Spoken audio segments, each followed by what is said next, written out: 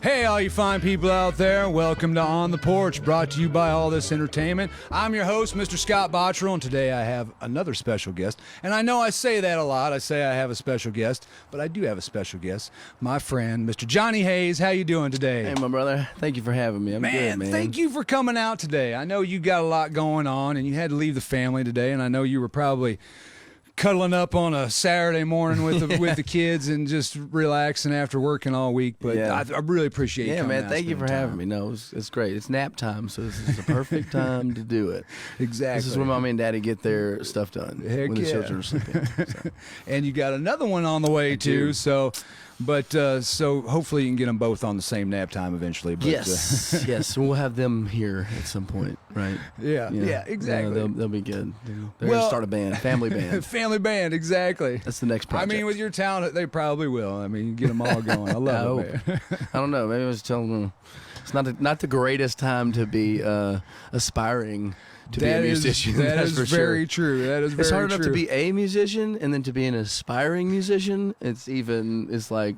And the juxtaposition on that is everybody's sitting at home in pandemic thinking, I don't have nothing to do, so maybe I could be a musician. Right. And they're all playing music. If you're good at the internet, then you're set. You're set. It's really all you need. Now, we've kind of, Johnny and I know each other, so we're kind of already getting off on a tangent. But let's get back on the track here, because there are viewers out there that do not know you, and we need to get everybody to know who Johnny Hayes is, where you came from. So let's get into that. Tell me a little bit about you, like your upbringing, where this music came from. Where did Johnny Hayes develop out of? Oh, man. What a load. So that's a great question. So I was born in Mobile, Alabama, John William Hayes Jr. And so that's an auspicious name, right there. Right? And that, I know my dad was gung-ho about being the second, which just a brief pull-off, but my future son that will be born in October is John William Hayes III. Nice. But he will be referred to as Jagger. And I have to give all the credit to my wife for that. Really? So, yes, she was like, all right, because I totally guilted her into doing it. I was like, come on, like, it would mean everything to me and my family. But which it would, but she's and she didn't have to do it, and I would have been fine either way. But she was like, all right, here's our compromise.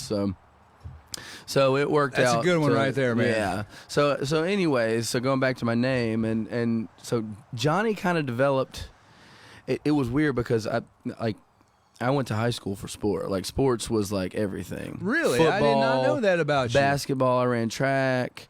Wow. I mean, I was all about it just because I was, well, part of the reason was because I was athletic, but I was also, always a little bit bigger than everybody else. Were you in the music program too at the same time as your sports?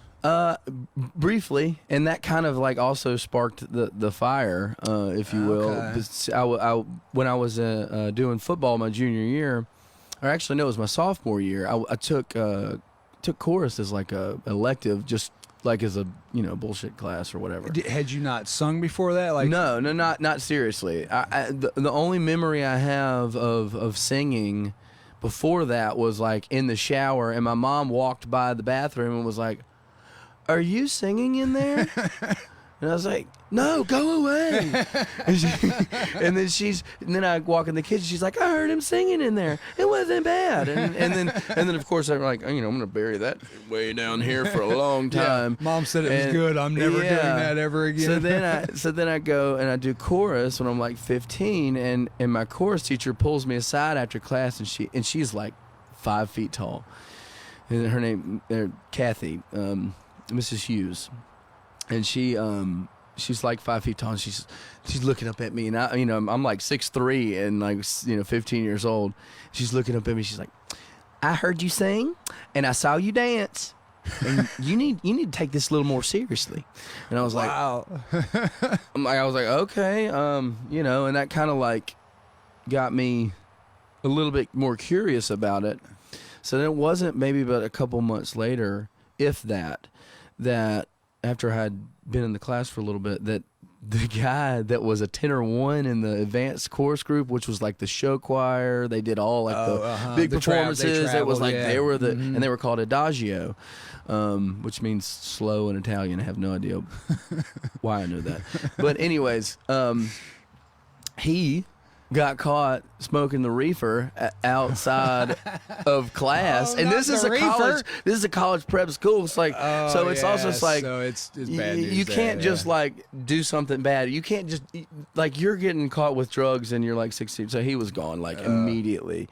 So I got the call to be tenor one in this adagio chorus class, and I didn't know anything about it. I never sight read. I didn't know anything about music. Oh man! So I went right into it and started doing it, and then it was a musical.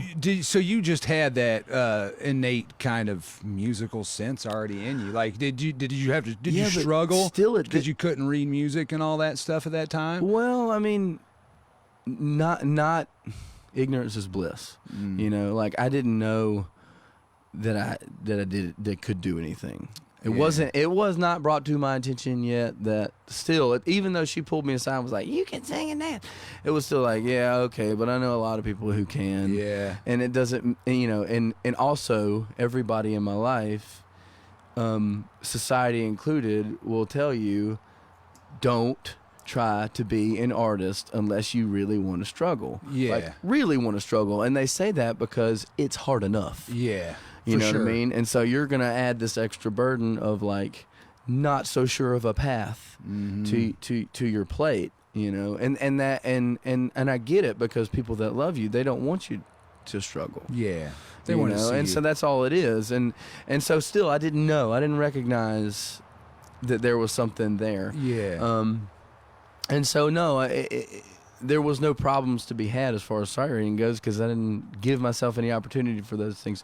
Now, that did come up. Yeah, eventually in college, because that you went through the blissful period where, like you said, where you're ignorant and it's more just about discovering and having fun. Right. Before it kind of becomes work a little bit. Not paying attention to what I sounded like, how I was singing, anything like that. Now, before you go on to your college, did you stop playing sports this time? Did you do both? I did both. You did both. I would go. So you were that crossover guy. You were that popular jock that was also into music and all that. So you were the king like of the school, weren't you? Like I wasn't the alpha. Like I wasn't like the guy. You know, like those, like there were some like macho guys that I went to high school with, you know, and I just wasn't that.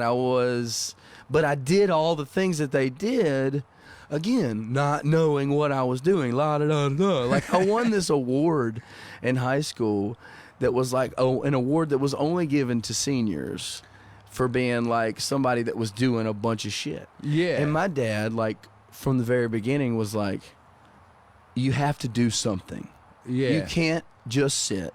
Like, you have to be occupied. Like, the idle mind is the devil's workshop. You know? And obviously now I get what that really means. But at the time, it was like, I'm just going to do what my dad tells me to do. But he also was like, I'm not going to make you do anything you don't want to do. Like, if you start doing something and you're not interested in it, like, let's find something that you're interested in. That's good. But he was supportive in that way. They were, man, and they were the greatest parents for that. Like, they didn't steer me away from anything if they thought that I wanted to do it, as long as it was like productive.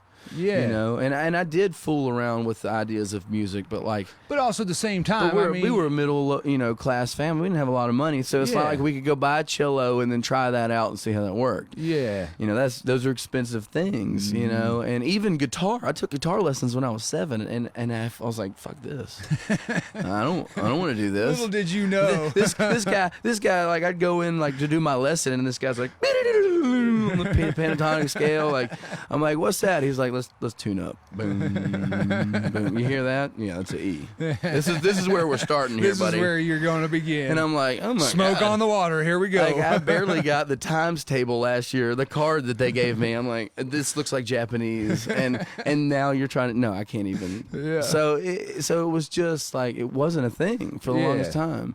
And sports was the thing because that looked like that was what was going to get me to the next level of life, whatever that may be. And so, but I know what you work for your dad too. So I mean, I'm in a way, I'm thinking, I imagine that growing up, you worked hard too for your dad. I mean, you worked in doing lawn care and stuff, and they supported you. I mean, to me, it's a beautiful thing because he taught you that hard work, but he also gave you your leash so you could go out and do something that you wanted to do, something for your spirit. Yeah, that's beautiful. And as a parent, I mean, and you know this, like, you kind of appreciate those little things that, like, are tough to do to your child, because you want to, like, I want to protect you from, but like I can't. Like there's only so much I can protect you from, and you're gonna come upon yourself, and so. Well, we're going to get in that in another segment. I have a whole question that just tied in for that. So I'm going to remember that, and we're going to go on that next segment. But let's get into some music because everybody's waiting to hear some music. So let's get into our first song. Okay. So the first one you're going to do for us is "Leave My Records Behind." Yes. And I have not heard this one yet. Normally, everybody gives me their music ahead of time, and I get on and I'll listen for a couple weeks, and I just listen to their albums and stuff. And Johnny's got 4 new ones that really hasn't been out there. He doesn't have any video recording of, so we got some special music from Mr. Johnny Hayes today. First one's called "Leave My Records Behind." Yes. So let's talk about that. Tell me a little bit about this song, where it comes from, and what's it about. So when I was on The Voice, I had a lot of free time that I normally wouldn't have. I wrote a lot of songs like in the hotel rooms, and I had written this song fairly quickly, and it was around the Nathaniel Rateliff era where he son of a bitch and all that was out, and everything was doing, where it was really hitting hard. That was really hitting hard with a lot of people, that nostalgic like sound. And so I had kind of like written it kind of like that, and then I sent it to my buddy. Like I sent it to a couple of my guys. Every time I write a song, I'll send it to Matt and Jonathan. And just to kind of, just so you know, the Love Seats, his band, are in Nashville. They are in the Love Seats. So he's got right now they're writing. They got to go kind of back and forth, and a lot of it's online. But please go ahead. Yeah. So I send it to them, and then they're honest. They'll be like, yeah, this is good. This is good. Well, this is one. I sent it to them. I think they liked it. I'm not really sure, but we played it at a gig, and it just wasn't connecting with the band. And then I've worked on it a lot more. I sent it to my bass player Tim, who's got a beautiful ear. Like he can hear so many different things and songs and like potential, which is not a lot of things. People want to hear something. They were like, I want to hear the finished product. And sometimes it's not there yet. It's not. You need that evolution. And he was like, that's a great. And so I put that song down and I sent it to him a long time ago. And he was like, man, that "Leave My Records Behind" song is a great song. Like we should play that more. I'm like, I don't know, man. It's not done yet. So he got me interested in wanting to work on it again, and it had been 3 years since I had picked it up. So I have a lot changed. Things have happened. So I picked it up and worked on it some more. And vocal, everything. So then it rounded it out. And as far as the lyrics go, I just thought, in response, so this is Ryan Adams' song, "Come Pick Me Up." You've probably heard it. Yeah. It's a great song. It's like one of the best songs ever. And he talks like he says, "Steal my records." And I heard that line and I'm like, that's fucking bullshit. Don't let her steal your fucking records, man. What do you mean? Fight for him. Come on. I mean, she can take whatever she wants. And then I thought, this actually might not be a bad song. "Leave My Records Behind." And so that was kind of how that chorus came about, and then I wrote around that. So all right. Well, let's get into it. I'm excited to hear it because, like I said, I have not heard it yet, and I love listening. I just love the new music. And thanks, man. I mean, all you viewers out there know me, that I love all these people that we bring on all the Porch. I'm not just a journalist or an interviewer. I'm a fan, and I'm a Johnny Hayes fan, and we'll talk more about that later. But we need to get into the song. This song is called "Leave My Records Behind." Mr. Johnny Hayes, everybody.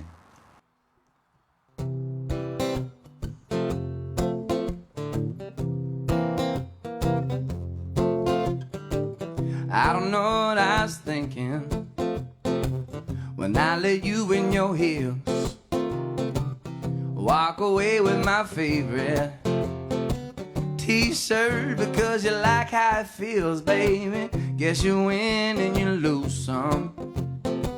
We make some good and bad deals, but what you're holding right here, baby, are not items that you get to steal. So take what you want, baby, grab what you can. You can fill your trunk with all of my junk. I really don't give a damn, baby. Had a good run, we're coming undone. Honey, you can have what you find. You can turn my house inside out, but leave my records behind. Leave my records behind, baby. Lately now I've been sinking way down and deep in the dirt, 'cause she left without cleaning, and the vacuum belonged to her. So take what you want, baby, grab what you can. You can fill your trunk with all of my junk. I really don't give a damn, baby. Had a good run, we're coming undone. Honey, you can have what you find. Yeah, you can turn my house inside out, but leave my records behind. Oh yeah, just leave my records behind. Ooh yeah, baby, please don't leave with my box of melodies. I want my Stones and my Otis Blue. Baby, please don't go with my funky rock and roll. I heard the radio has the perfect songs for you. So take what you want, baby, grab what you can. You can fill your trunk with all of my junk. I really don't give a damn, baby. Had a good run, we're coming undone. Honey, you can have what you find. Fine, you can turn my house inside out, but leave my records behind. Ooh, just leave my records behind. Oh yeah, just leave my records behind, baby. Oh yeah, get your sticky fingers off my sticky fingers. Ooh, yeah, yeah, yeah, yeah, yeah. Just leave my records behind. We're back. Leave My Records Behind by Mr. Johnny Hayes. And now, normally at this point, I would promote it and say, this is where you need to get it, but this we can't find yet, You can we? exclusively get it right here. Right here, we got the exclusive, y'all. For free. The free. So, right now, so anytime you want to hear it, just click the play button and check it out. So, let's go ahead and talk about this real quick. So even though this one isn't out there, he does have a lot of music out there, and you need to get on Spotify and check it out. Johnny Hayes and the Love Seats, amazing album. We're going to get into that here in a little bit. You can also see, you can also get some of his voice recordings too. From The Voice. The Voice. I do have 1,000 voice recordings on my cell phone that nobody wants to Voice. hear. Well, let's talk about The Voice, because, you know, not a lot of people have that pedigree, and you went through kind of some hell to get there growing up and to get on The Voice. I know you tried out for Idol one time. I did. You stood in line for that. You stood in line for The Voice, right, and didn't get all the way through on that. Took you to the third time, you know. But so I know I'm kind of divulging it all. Let's hear your version of the event. So tell us about your coming into The Voice and how that all happened. It was a I will say journey, and I'll call it an individual journey. Just to Tarantino this thing, like when it's all done, when you're off of the show, you know, there's a plethora of people that are like, don't stop, please don't give up, we love your music, like, and I'm very thankful for that encouragement, but like that was never part of the plan. Like I always thought of The Voice as a thing that I was doing during my journey with music. Yeah, rather than one of your stepping stones. Being the journey. Now, Yeah. in this particular journey, and I will call it that because it took a lot of like, you know, those like little conversations with yourself of like, should I do this? You know, should I not do this?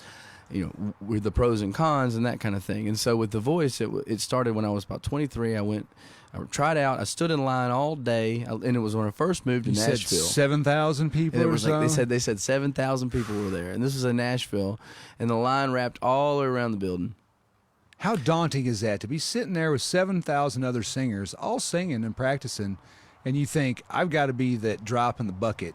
I mean, what was that like standing in line? I'm curious about that. Man, you know, like, it's just like anything else, right? I mean, you could say that about living in this whole world. It's like, I'm just one of a billion people. What difference am I going to make? Yeah, right? yeah.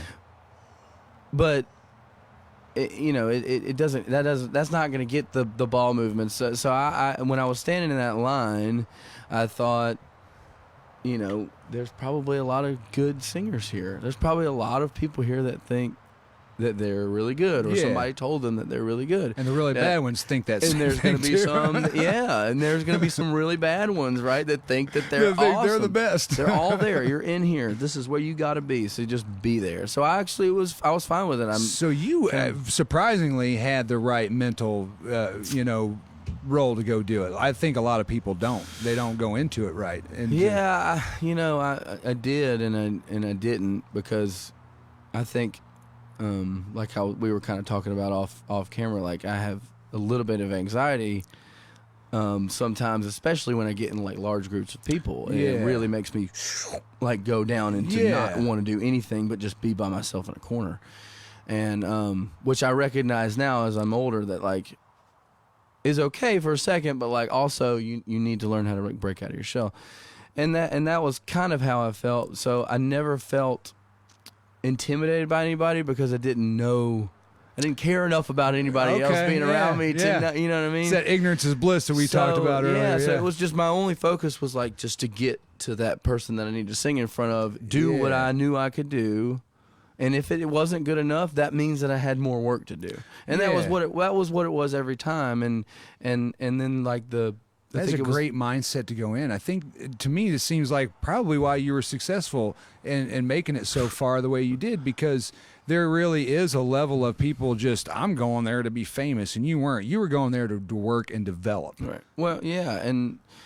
that's true. That was my mindset the whole time, was that I needed to work, and I'm not. I hope I'm not coming off like I'm toot my own horn when I say that, because I wish no, toot your own horn. That's why we're here, man.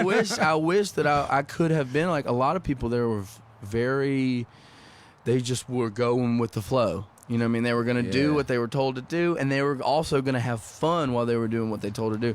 And I wish I could have done that. Like, but instead I was more like, all right, like, you need to go to bed early every night. I got up at 5 o'clock every day. Wow. And ran 3 miles. Would come back, shower, like have my coffee, eat breakfast. It was the same thing every day, and so it was like I was so regimented, and because that's what happens to me when I get put in a place. It's like you're here and you don't have anywhere else to go, because we were you find a routine. What's the word they call when you keep people in a hotel together for a long period?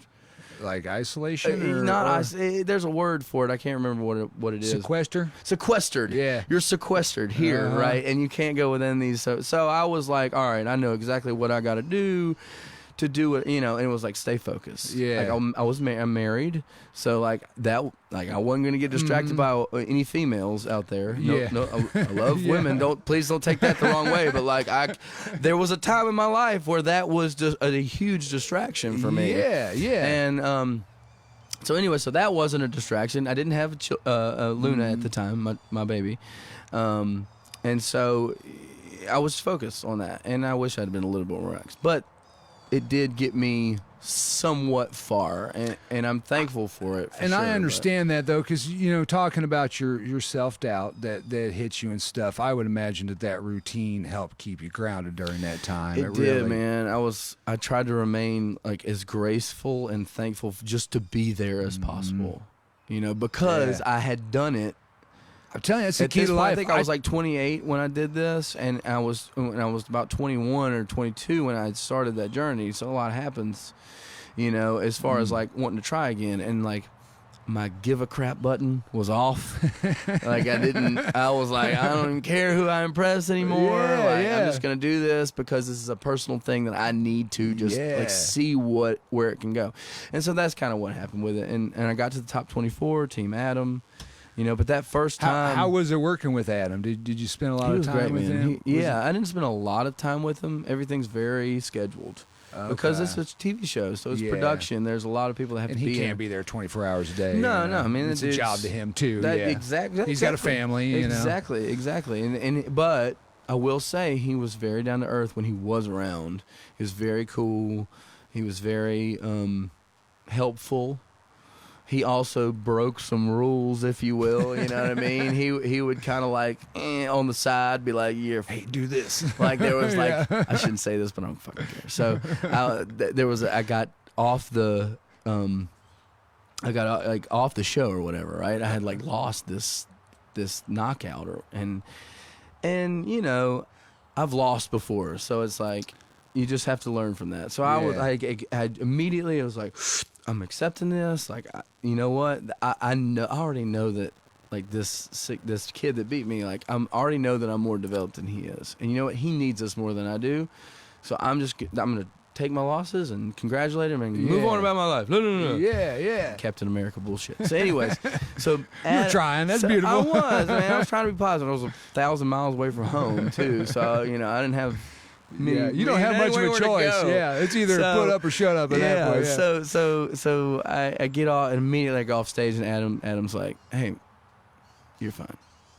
I go, "What do you mean?" He goes, "You're fine." And then so we have a PR person that's supposed to be like the liaison between them and us, and she comes and she goes, "Don't listen to him. You go away." And she said to Adam Levine, she's like, "You go. Don't listen to him. I'm so sorry. I'm so sorry. and like apologizing. I'm like, what the hell is going on? Like, this is so weird. And when you exit this premises, you have to go see a psychologist to make sure you're not going to lose your... Oh, yeah, like come back in with a gun and mow everybody down kind of thing. Right. And he's like, how you doing? I'm like... Bummed. I was like, I'm good, man. Like, I'm not going to do anything stupid. If this is what it is, I'm going to go on back home to my wife and be done with it. I said, but I am a little curious because Adam came up to me after the show and said, he didn't say like, you're good to go, but he was like, don't worry. Yeah. Like, you'll be fine. You're going to be fine. And I didn't know if and I thought it was weird that he said that because I didn't know if it was like, are you saying that specifically like to me, or are you saying like the general law, like, you'll be good, man, just don't worry about it. And turned out that like it was all a setup to like have me come back, and I was like this return artist for the show. Oh, okay. Yeah, so it was like a whole thing. So he was like, he's trying to give you a little tip. They got me to cry on camera. I was so pissed. I was like, I don't want that. This was like my only goal. Like, don't do it. Don't give in to the story. I didn't see that. I'm gonna have to try to find that clip. I don't know. Now. Maybe it's out there.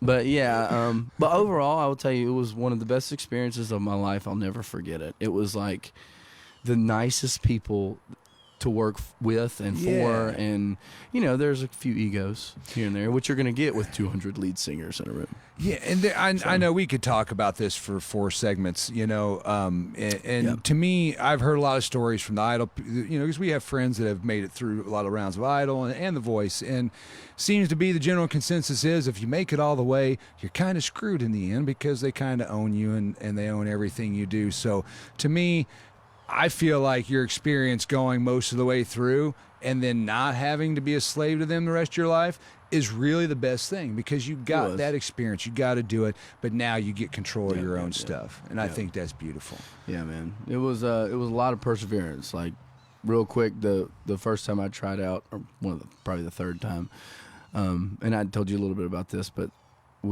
I got to this person who basically denied me in like the middle of, I got to a course and she was like, you need to figure out who you are as an artist and come back later.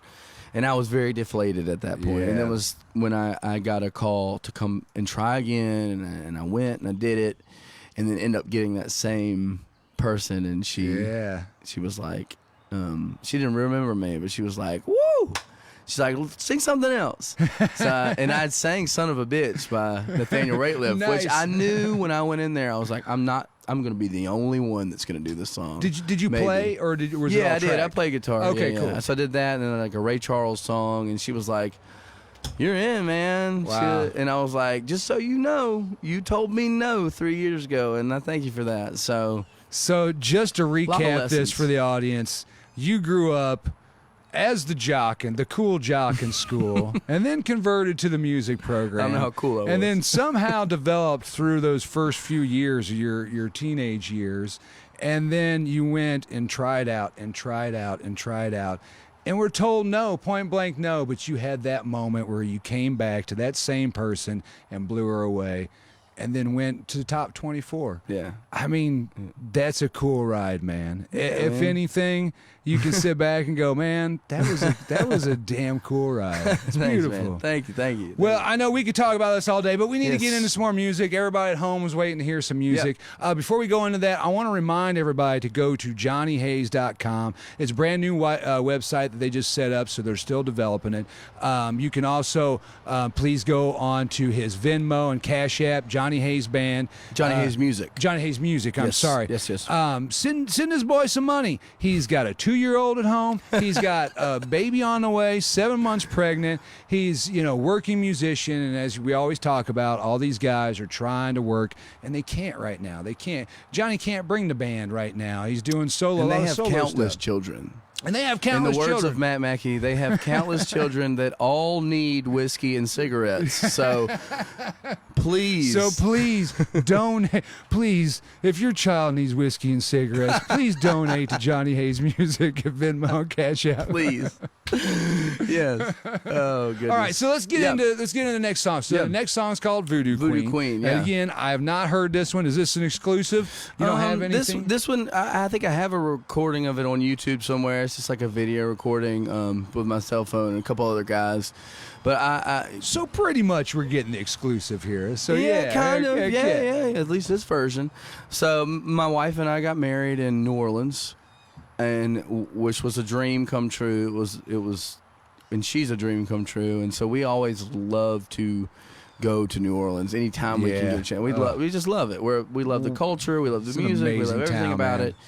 And birthdays, anniversaries, anything we can find a reason to go with. And it. I hear that in your music too. Like you hear, I've feel heard the New Orleans vibe. A lot of in people there. have commented about my affinity for the New Orleans culture, because I do write about it a lot, because I've seen it a lot. I grew up around it. It was like my parents. It affects you, Well, so it yeah, and comes we out in went your on a lot of music. trips. Like, we would just take a day trip to New Orleans as a kid, like pretty often. I mean, it's 2 hours from Mobile. Yeah. Where I grew up, and so it's like, let's go It's to the New Orleans perfect for the day. weekend trip. Yeah. So and now that I live here with my wife and my child, like, it's easy to just do it.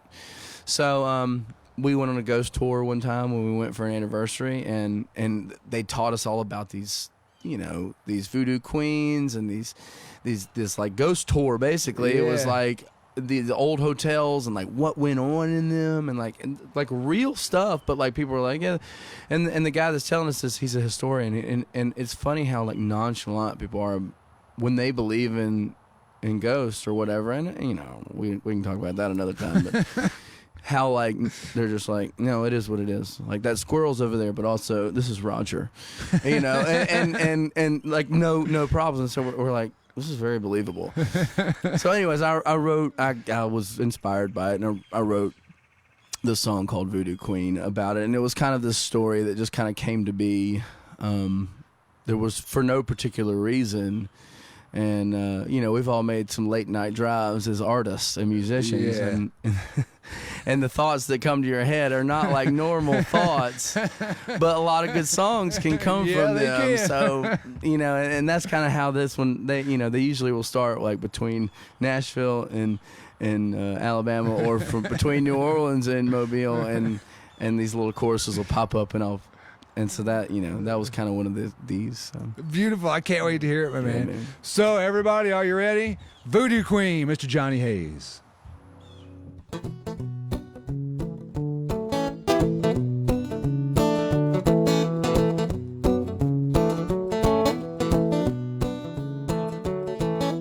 I drove down to New Orleans to see my loving voodoo queen. I need some more amphetamine to get me through the night, to get me through the night. I hope I see my baby there, standing down in Jackson Square, hanging out in the Cajun glare of that Louisiana moonlight, Louisiana moonlight. Oh, but baby, baby, where you been? Your daddy done called twice. Your mama stole your medicine, still paying for her vice. She ain't no Marie Laveau, but the girl, she ain't too nice. If I don't find that loving voodoo queen, I won't get through the night.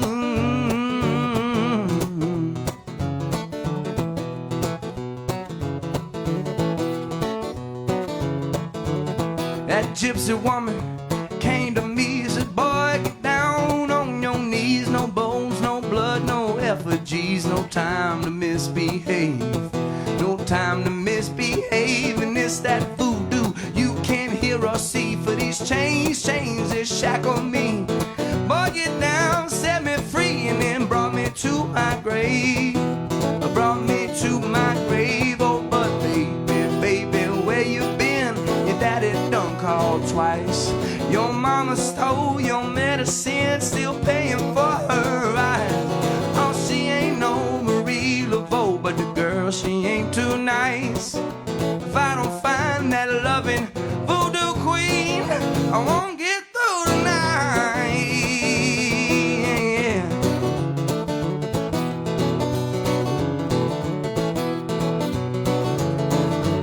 Don't let them old ghosts fool you, boy. Tap dancing to the Zydeco beats. And if they try to guess where you got your boots, you better tell them, on my feet. Oh, no, but baby, baby, where you been? Your daddy done called twice. Your mama stole your medicine, paying for her vice. She ain't no Marie Laveau, but the girl, she ain't too nice. If I don't find that loving voodoo queen, I won't get through the night. Yeah, yeah, yeah. Won't get through the night. Yeah, yeah. I won't get through it, baby. Ooh, you wanna set me free? I need my loving, loving, loving, loving voodoo queen. We're back, Voodoo Queen. So again, you can't necessarily get it. You can see it on YouTube if you search it out, but you just keep clicking on this and just keep hitting like. So, because we want you to share up and love what we're doing here. So don't be afraid to hit that like button and share it up, and make sure you like all this entertainment. It's if you know our viewership, we used to do this on Foxy Records, but we got our new our Facebook page called All This Entertainment. Hit like. Make sure you go on johnnyhays.com, check out his new website, give him a little support. Venmo, Cash App, Johnny Hayes Music. Give this man some money. Shower him with love. And if you can't give him any money, we're live streaming right now. I want you to make some comments and tell us about it. Give this man some adulation, because ultimately musicians want two things, and that's money and attention. So give this man some attention, give him some love, and show him how amazing he is, because I think you're amazing, my friend. Oh, thanks, man.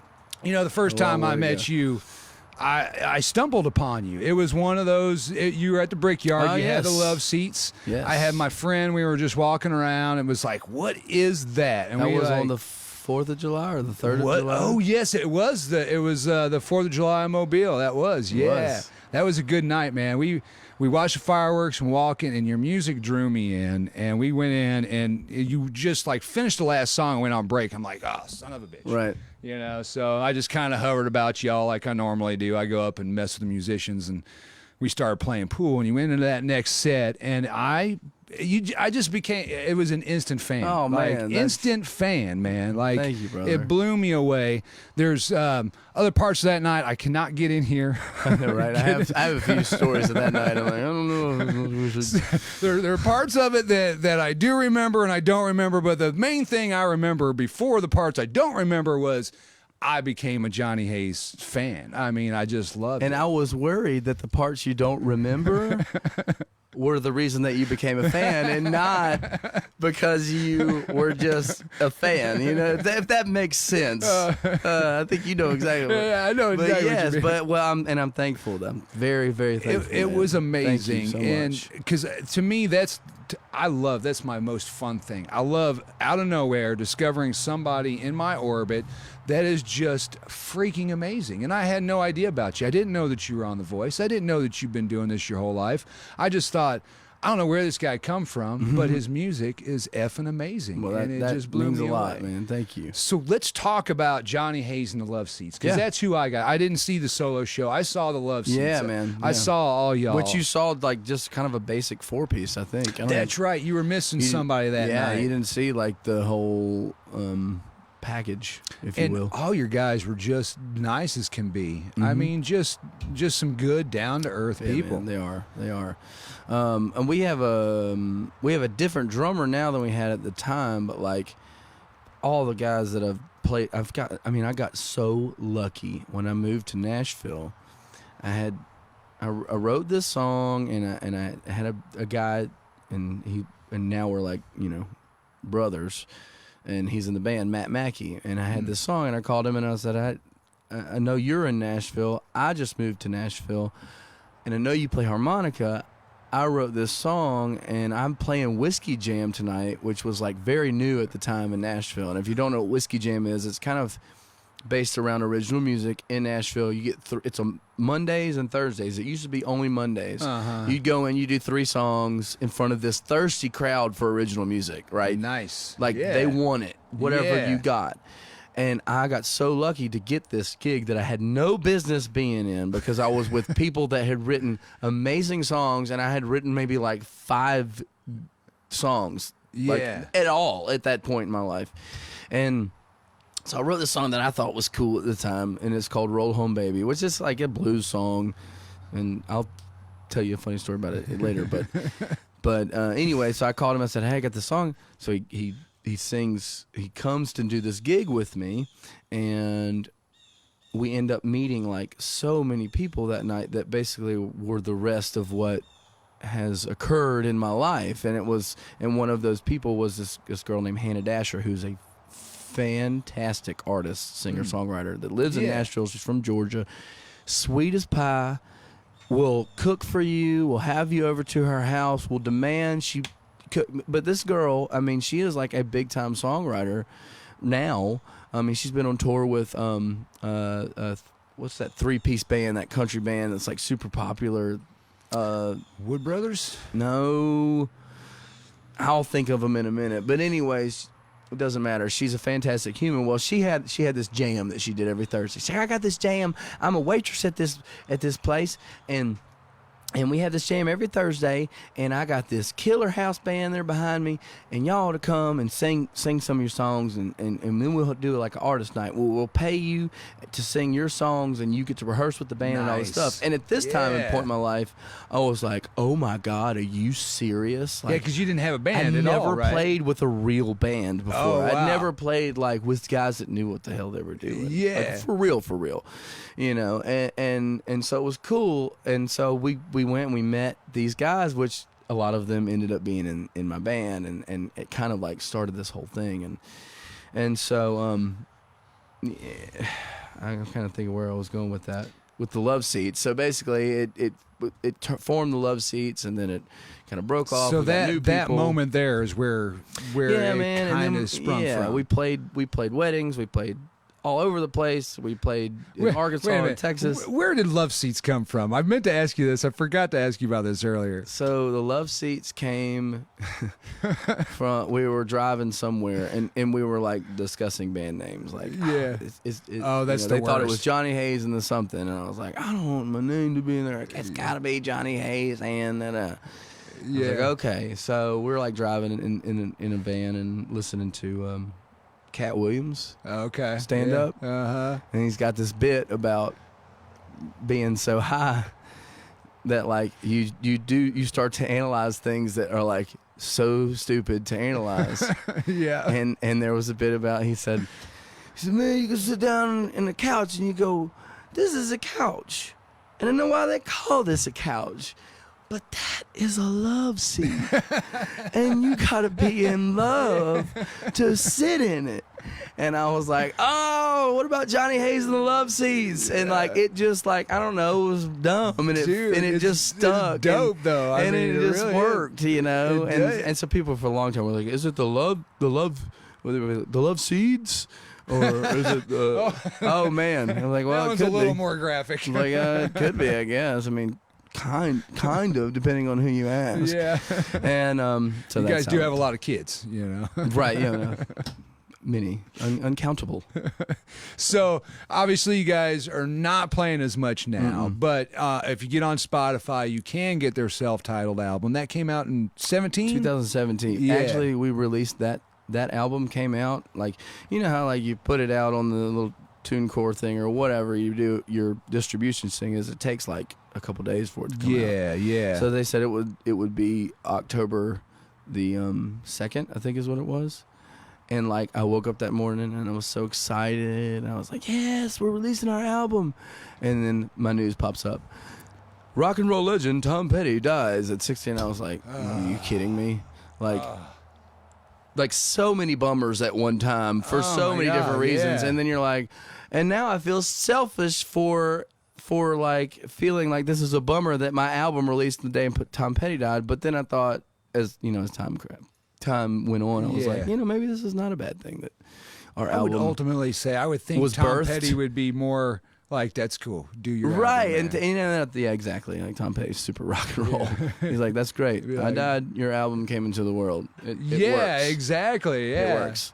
It helped birth. I it. wish my album was as good as the Tom Petty album, but you know, we didn't have a lot of money. I mean, he and- was Tom Petty, though. I mean, what can you say? He's a baller. I think your album's just amazing. Thanks, I mean, man. I've Thank listened you. to it over and over.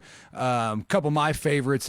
It's kind of wild. Like if once you get in here and get on and listen to this album, you'll see these things that Johnny does all the way through. Like he has this old world feel that he puts in there.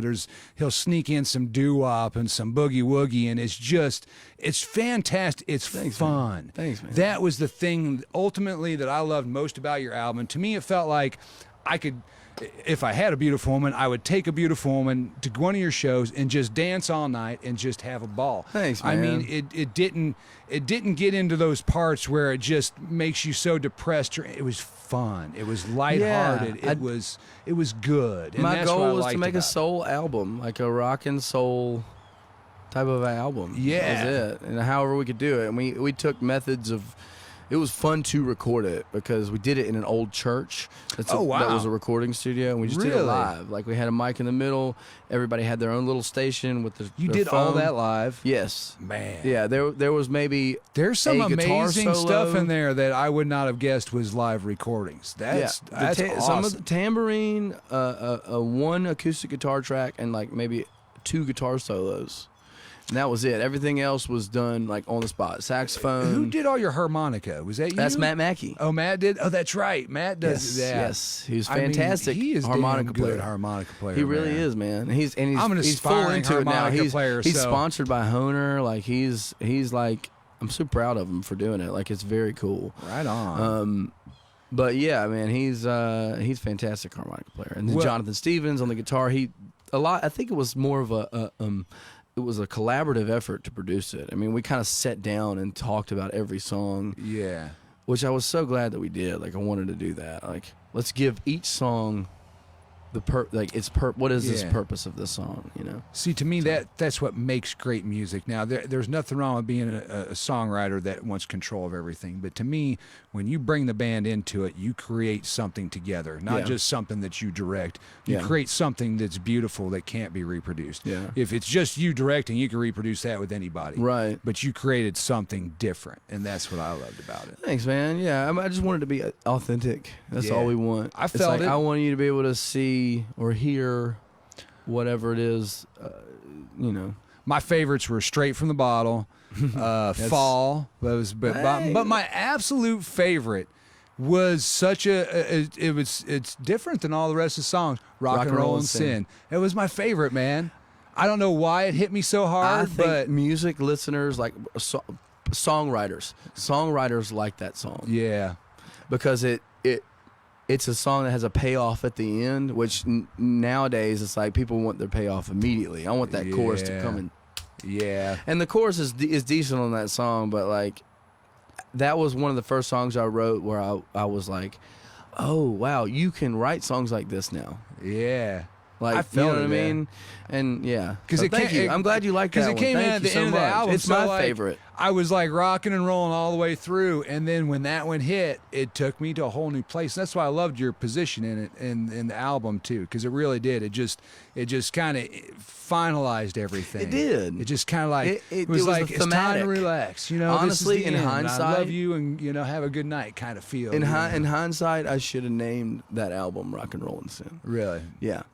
But I thought that song, as far as the songwriting went, was so head and shoulders above the other songs. So yeah. I just thought that'd be a good way to end it, and actually it'd be a great way to here's what's next. And that's kind of like the song that I'm going to sing here next, Rose and Cigarettes, kind of derived off of that style, and was written with a love seat and Matt Mackey, and then this other guy who was a major influence on me as a songwriter too. Yeah. And I wished I had written that song when that album came out, because I think the album would have done, because it's I love that. It's a great song. Well, he's not going to sing Rock and Roll and Sin, but get on there and listen to that one on the album. I'm telling you, you're going to love it. But we are going to do Rose and Cigarettes. Yes. So you wrote this with the band. This wasn't just you bringing it to the band. I wrote this. So we have this old truck. I mean, I do lawn care when I'm not doing music, and we have this old truck. We call her Bessie. And me and Bessie have written songs together. We've spent a lot of time with each other. So we're doing this yard, and there's this woman sitting on a porch, just like this, with the legs crossed, and she had a glass of rosé right here, and she had a cigarette in her hand, and it was about 10 in the morning, maybe something like that. And I had walked up and I was doing this work, and usually people, when they see me approaching, because the equipment's loud, there's dust flying everywhere, they're like, I want to go inside. She stayed and just would not go inside. And I don't know why, I just immediately, this popped in my head, and I walked away and I just went, she'll have rosé and cigarettes for breakfast. Yes. And I was like, who wrote that? Like, somebody wrote that before. Like that. There's no freaking way that somebody hasn't written that before. And I've Googled literally rosé and cigarettes, and all these other songs came up that was like roses and cigarettes. And, and that kind of thing. A band called Roses and Cigarettes came up. I was like, nobody's written this song. Oh my God. So I recorded just that, and kind of forgot about it, and because I'll kind of go back. And so I went to Nashville because I had a couple shows, and I was supposed to write with my buddies, Stuart Bond and Matt Mackey. And we didn't have much time because Stuart had a new baby he had to get back to. Yeah. And one of the babies. So we went right. So we just sat at the table, and I said, and it's like, what do you want to write about? That's what everybody does. Right? Well, what do you want to? What's on your mind? And I was like, well, I got this chorus that I wrote, and I had developed it a little bit more since then. And so I sang them the whole chorus, and they were like, we're gonna write that. Yeah. And then it just kind of like this whole story about this See, that's beautiful, woman man. came. They feel you too. About. They support they got you. it. You know, and, they and got that's, it. Yeah. When you start to try to like empathetically write songs instead of write songs just for you, and start to think, well, what would this sound like if this person sang on this, or what would this songwriter say? Yeah. Here, you know, because then that's when you realize how connected everybody is. Yeah, exactly. Yeah. And then you realize how universal song. That's why songs, like a songwriter told me, a good song, even if nobody's ever heard it, the first time people hear it, they think they've heard it. Yeah, exactly. They go, feel it. Who wrote?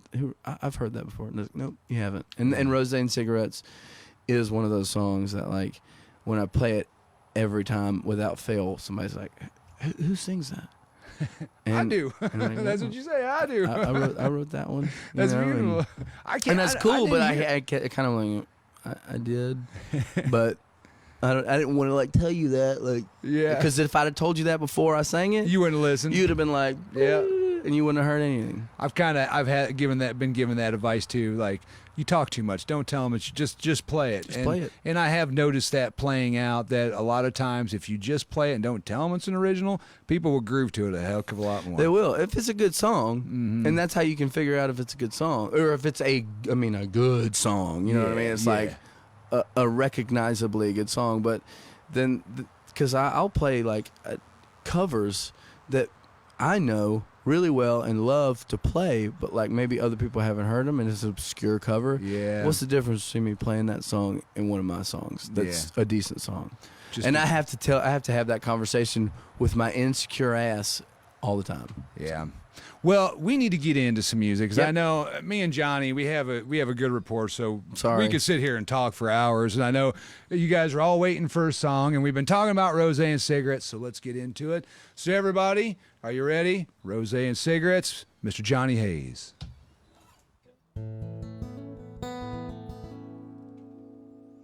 She saw him loading quarters in the jukebox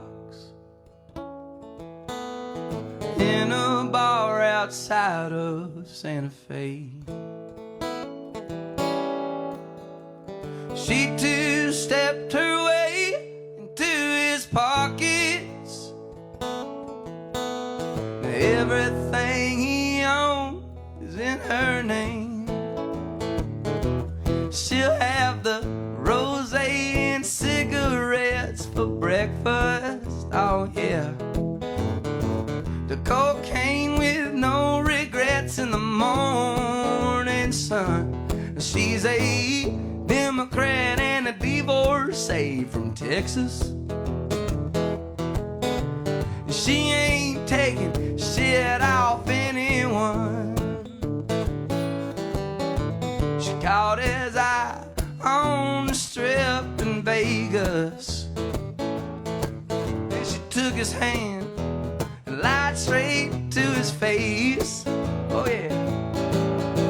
Made a vow to have and hold forever, at least until the next one took his place. She'll have the rosé and cigarettes for breakfast, oh yeah.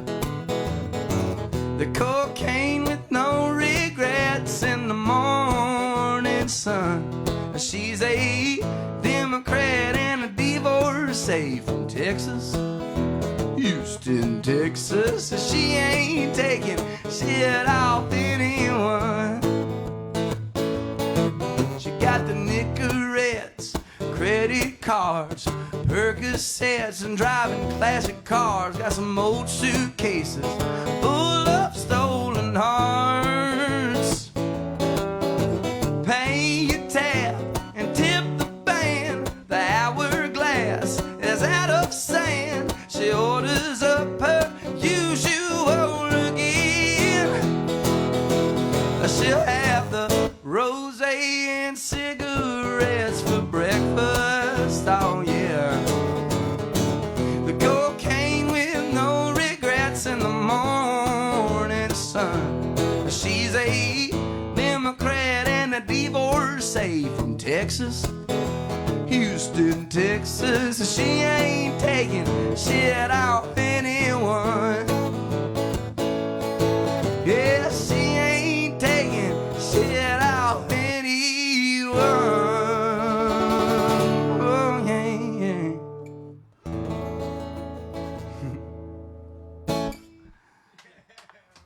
Oh, we're back. Rose and Cigarettes, which you cannot find on Spotify, but you can go on Spotify and get his album. Make sure you go. Hold on, wait. You said you can't find it on Spotify, but you can find it on Spotify. No, oh well, yeah. I meant his album, but yeah, Okay, we'll start again. All right, cool. 5, 4, 3, 2. We're back. Rose and Cigarettes, Mr. Johnny Hayes, which you cannot buy on Spotify yet. I'm sure we're going to be getting another album pretty soon, but you can get on there and get the self-titled Johnny Hayes and the Love Seats album, so please do that. Make sure you go on johnnyhayes.com and like up his new stuff and check out everything on his new website. Facebook, Instagram. Throw money at him at Johnny Hayes Music at Venmo and the Cash App. So send this boy some love. Like I said earlier, he's got children on the way. He's got children at the home that need, what was it, cigarettes and whiskey? Yes. We got children at home that don't have cigarettes and whiskey. So send this man some money, please. Please send this man some money. Johnny, I can't tell you much how thankful I am that you came out here today. Thank you. I know you and I could sit here and talk for hours and hours, but Sergio's being mean, and he keeps telling us that we got to stop. We got to stop talking. We have too much out. recorded. So we're gonna slow down a little bit here. So before we end all this, let's what do you got going on? What kind of things you got coming up now? Man. Be aware we won't air this for another 3 weeks. So if it's coming up in the next 3 weeks, we're gonna miss it. There's not a whole lot going on other than just playing shows around town and writing music at the house. I mean, it's kind of as much as everybody else is doing right now. That actually brings up a question I was wanting to ask you about, because so you did The Voice, and you went to Nashville, and you started these things, and I've seen this from a few other artists. You had the chance to be traveling all over the United States, playing festivals and not being at home, but luckily, and I know this sucks that this pandemic happened, but this has given you the opportunity to stay home and to spend time with your baby and your wife. Really nice. And your wife's 7 months pregnant. She's coming up with another one, and I think it's beautiful because you get to do the thing you love, but you still get that family time. And I think a lot of artists, when they're traveling, they miss out on that, and I've seen that in the pandemic. And we've talked to a lot of artists that they get to spend time with the family. And yeah, man, it's been the best part. Honestly, it's like you just don't get to do that as much when you're traveling, obviously. And I didn't travel a whole lot to begin with, but I was already kind of like at that point where I was like, I need to reevaluate and like kind of see how long I need to not be on the road as much. Yeah. Because I can always go back and do that when the kids are old enough that they're busy too. You know what I mean? Yeah.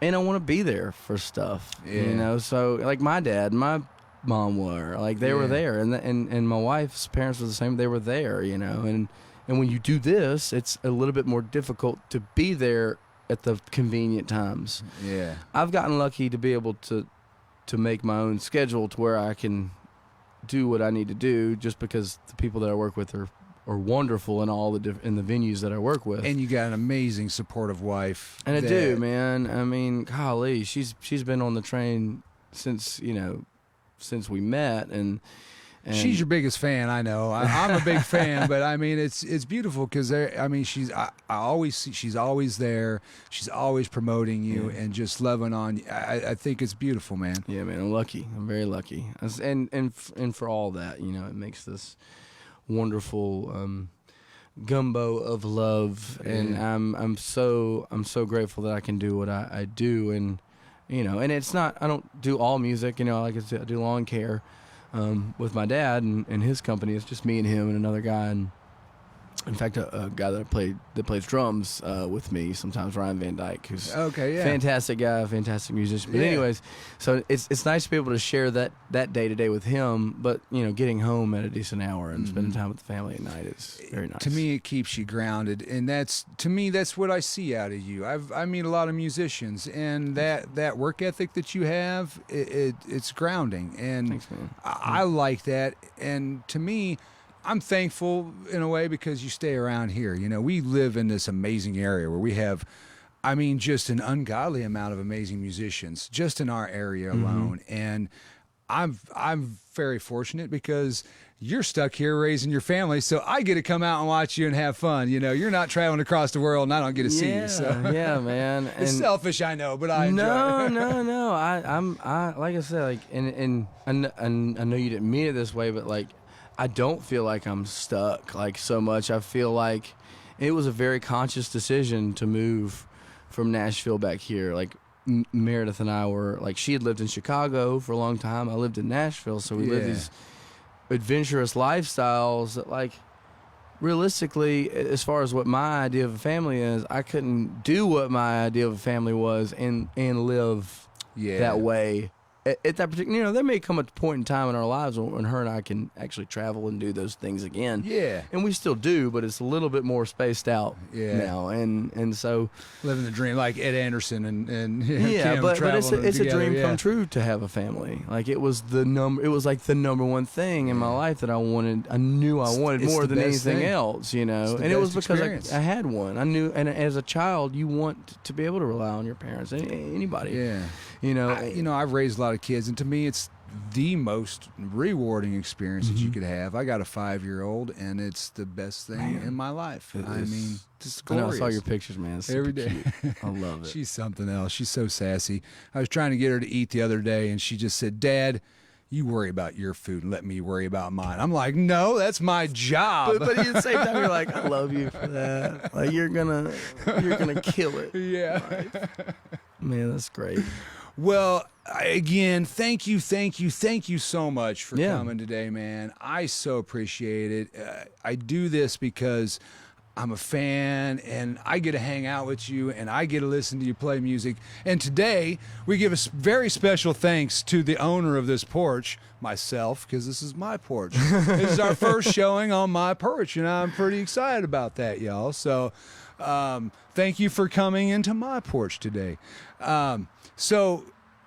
Anything else that you want to talk about or promote real quick before we close this thing out? We're going to get into your song here in just a second, but any last minute things? Man, you feel good? Feel like we covered some good stuff? I'm playing, this airs in 3 weeks, but I'm playing it, play at Floribama all the time, and go see him and get on the Facebook or Instagram. I'll put my schedule anything. up on it'll come up on my website. So he's all over. He just played at the Cigar Bar last night. You can catch him all over here. But for those of you that are watching, I know we got fans in Germany and we got fans across the United States and stuff. I know you can't go see Johnny, but maybe one day. But get online and watch his things, and you can see his videos. You can check out the videos online. You can see all of his performances on The Voice, which were just amazing. And that moment where Adam hits the button and Gwen's right afterwards and wanting to fight over you, that has to feel good. That's better than Idol. You get those people just fighting over you, wanting to train you. I think that's so cool, man. So get online. You can check all this out. Again, go to johnnyhays.com website. Johnny Hayes Music for Venmo and Cash App. Make sure you like up his Facebook page. Again, go to All This Entertainment. That's who brings this show. Without them, this show wouldn't be non-existent. I wouldn't have this chance to bring these amazing musicians to you so you could hear them and learn about their stories. So go to All This Entertainment, hit the like button, make sure you share this video, make sure you comment during the show. I'm watching it with you, so I get to sit there and I can talk to you back and forth, and I can tell you the behind-the-scene things. Maybe I might tell you about those stories that we talk about we can't talk about. Yeah. But before we go, you know me, I always want to leave you with something positive. And today, Johnny and I just have this rapport where it's just free flow. And I think that my positive message to you today is to challenge you to have a conversation with somebody, and have a conversation with somebody that's outside of those things that you believe and think in. It's compromise, man. That's what I see the thing that this world has lost the most right now, and that is talking to one another and compromising as human beings. You don't have to have everything exactly your way. I don't have to have everything exactly my way. You know, we got to coexist and live together. So please do a kindness for somebody. Share a little love. Open a door for somebody. Tell a lady how beautiful her hair is. You just give a compliment. Share something nice, and stop trolling your friends on Facebook. I mean, come on. Good Lord, people. Stop trolling each other on Facebook. I'm not going to take your guns. I'm not going to make you, whatever. Let's just talk. Let's share a little love. Share a little love. Share a little peace, and share a little light. Man, Johnny, thank you so much. Thank you, brother. So we're going to finish out the day with, which one are we going to do? Long Night in Nashville. Long Night in Nashville. Okay, so real quick before we go, Yep. tell us about it real quick. Where'd it come from? I wrote this chorus driving home from Nashville. I literally just had a long night in Nashville, and it was when I was really heavy traveling, and my daughter, I don't know if she was born yet. I think she was definitely born when I wrote this. And I just wanted to get back to her. And I remember thinking, I need to make things normal. I want my daughter to know I'm around, Yeah. And it was straining on Meredith and I, and it was like the traveling can get heavy, Yeah. and so it was kind of like it was recollecting on times when I did live in Nashville, and kind of like figuring out what's the good balance here, like what's the most important things that we need to worry about. It's not just like good times are good times, but it's not all good times. He's got to be prepared for when it's going to be bad.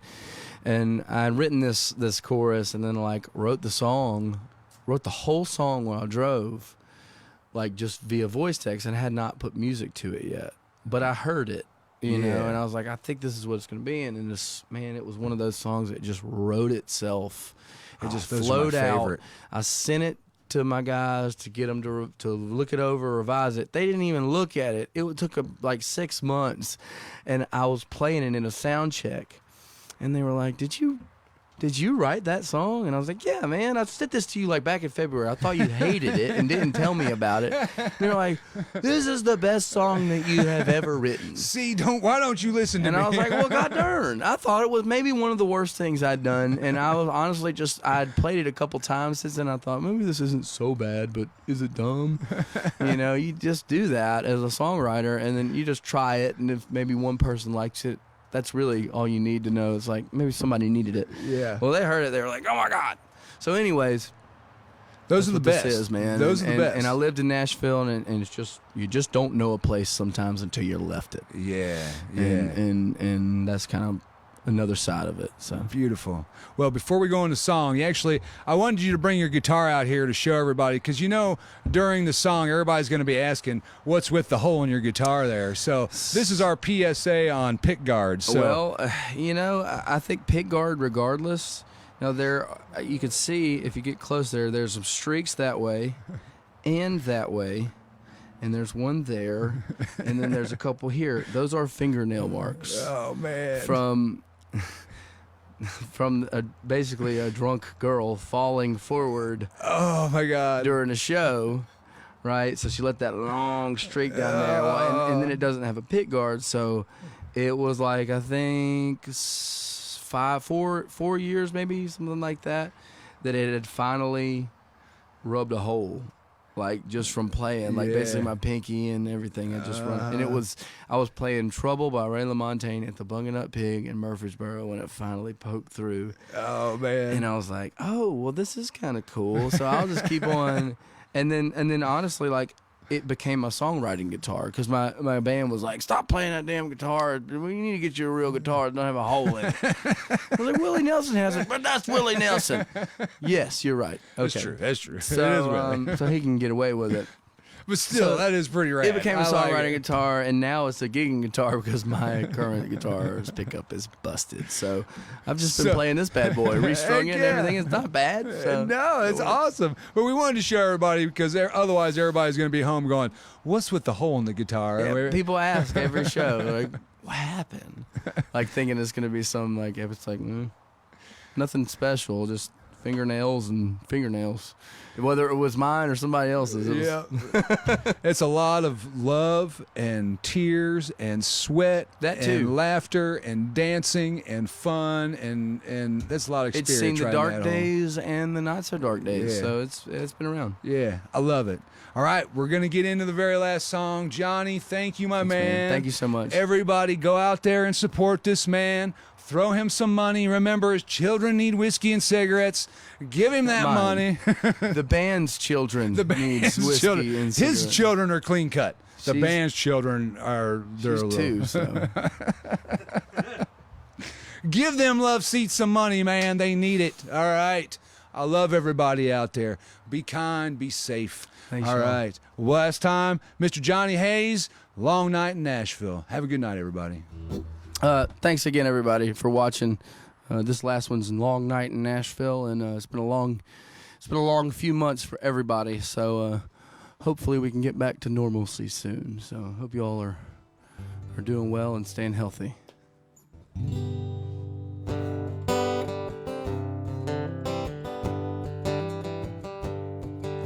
Snow is falling and the Adderall starting to kick in. Tomorrow I'll be adding to the miles I logged in. The lights have kept me up all night, falling down again. There's nothing new to talk about after 3 a.m. Another long night in Nashville, Tennessee. Get your head right, darling. Lie down next to me. The red wine stains remind us of what the morning used to be. A long night in Nashville, Tennessee. There's photographs and broken glass covering the floor. These late nights and stupid fights start another war. Well, baby, who's to blame you when you can't take anymore? And I can't get my words out right before you slam the door for another long night in Nashville, Tennessee. So get your head right, darling. Lie down next to me.